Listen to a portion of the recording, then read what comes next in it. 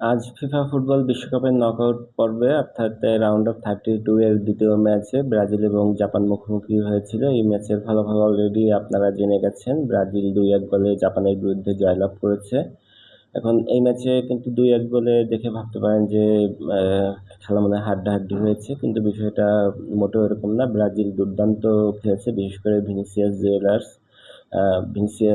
Juniors এবং Casemiro সহ অন্যান্য যারা আছে তারা কিন্তু দুর্দান্ত খেলেছে। ভিনিসিয়াস তো একাই বাম দিক দিয়ে মানে দুর্দান্ত আক্রমণ করেছে, দুর্দান্ত সব পাস দিয়েছে, মানে যথেষ্ট ভালো খেলেছে ভিনিসিয়াস জুনিয়র্স। এবং পুরা ব্রাজিল টিমটাই কিন্তু যথেষ্ট ভালো খেলেছে। আর জাপান যদি বলি, ওরা পুরাই ডিফেন্সিভ মুডে খেলেছে।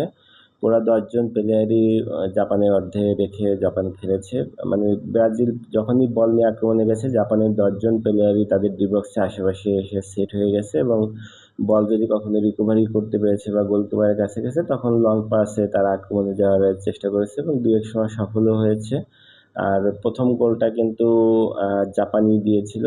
তারপরে তো জাপান অনেক সময় কিন্তু তাদের গোল পোস্ট সুরক্ষিত রাখতে পেরেছিল, কিন্তু পরবর্তীতে ক্যাসিমিরো হেডের মাধ্যমে দুর্দান্ত একটা গোল করেন এবং সেখান থেকে 1-1 গোলে ড্র হয়। আর 90 মিনিটের যে অতিরিক্ত সময় খেলা হয়, সেখানে একদম শেষ মিনিটে গিয়ে কিন্তু ব্রাজিল আরেকটা গোল করে। সেটাও কিন্তু পুরাই একটা টিম কম্বিনেশন, যদিও সেখানে জাপানের একজন ডিফেন্ডারে তার ভুল পাসের একটা বিষয় ছিল, কিন্তু পুরা ম্যাচেই কিন্তু ব্রাজিল দুর্দান্ত ফুটবল খেলেছে আমি মনে করি। আর এই ধরনের খেলাই কিন্তু ব্রাজিলের যারা সমর্থক আছে বা ফুটবল ভক্ত আছে, তারা ব্রাজিলের কাছ থেকে এ ধরনের খেলাই আশা করে। যদিও আরেকটু মানে আরো গোল আশা করতেছিল, কিন্তু হয়নি। সেটা হলো পুরাই জাপান ডিফেন্সিভ খেলেছে, পুরা 10 জনই ডিফেন্সিভ মুডে খেলেছে।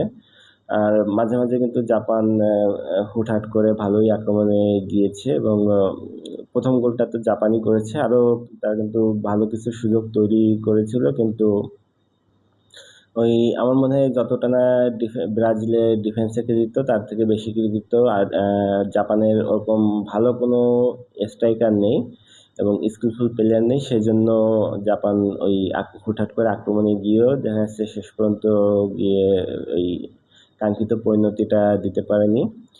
আহ, যা হোক, আর যদিও ব্রাজিল খুবই ভালো খেলেছে, কিন্তু এই ম্যাচে কিন্তু ব্রাজিলের একটা দুর্বলতা একদম স্পষ্ট হয়ে উঠেছে। সেটা হলো ডিফেন্সে একটা বড় ধরনের দুর্বলতা ব্রাজিলের আছে। জাপান হুটহাট করে যে আক্রমণগুলোতে গিয়েছে, ডিফেন্সের দুর্বলতা একদম চোখে আঙুল দিয়ে দেখিয়ে দিয়েছে। তারা কিন্তু অনেক সময় অন অন টু ওয়ান পজিশনে চলে গেছে, বা ডি বক্সের এক পাশে ফাঁকা হয়ে গেছে, জাপান ইজিলি বল নিয়ে ডি বক্সের মধ্যে ঢুকে গেছে। আহ, মানে শেষ পর্যন্ত জাপান গোল দিতে পারেনি, কিন্তু অনেকবার কিন্তু তারা ডি বক্স প্রায় ফাঁকা পেয়েছে, এক পাশ ফাঁকা পেয়েছে। ডি বক্সের মধ্যে ইজিলি ঢুকে গেছে, ইজিলি প্রেস করতে পারছে। মানে ডিফেন্সে ব্রাজিলে আরো অনেক বেশি কাজ করতে হবে। ব্রাজিল যদি এই এই বিশ্বকাপে আরো ভালো ডিপে যেতে চায়, তাহলে তাদের ডিফেন্স অবশ্যই শক্ত করতে হবে। কার্লো আনচেলত্তি তাকে সে আশা করি এই বিষয়টা তারও নজর এড়ায়নি। সেও ব্রাজিলে এই ডিফেন্স কিভাবে আরো ভালো করা যায়, কিভাবে আরো কম্প্যাক্ট করা যায়, সেটা নিয়ে অবশ্যই কাজ করবে আমি আশা করি। এবং সামনের ম্যাচ সে হয়তো এই ডিফেন্স আরো একটু শক্ত হবে, এটা আশা করি। আর এটা কিন্তু ব্রাজিলের জন্য একটা টেস্ট ম্যাচ ছিল, যে ব্রাজিল এই ম্যাচে এই বিশ্বকাপে কতদূর যেতে পারবে বা বিশ্বকাপ জেতার তাদের সম্ভাবনা কতটুকু, সেটা কিন্তু অনেকেই এই ম্যাচ দিয়ে যাচাই করতে চেয়েছিল। কিন্তু আমার মনে হয় জাপান যেভাবে খেলেছে সেটা দিয়ে আহ, এই ম্যাচ দিয়ে আসলে ব্রাজিলের সক্ষমতা পুরোপুরি বোঝা যায়নি, কারণ জাপান পুরাই ডিফেন্সিভ খেলেছে, তো তাই মানে ব্রাজিলের ওরকম ভাবে দুর্বলতা বা শক্তিমত্তা কিন্তু যাচাই করা যাবে না আর কি।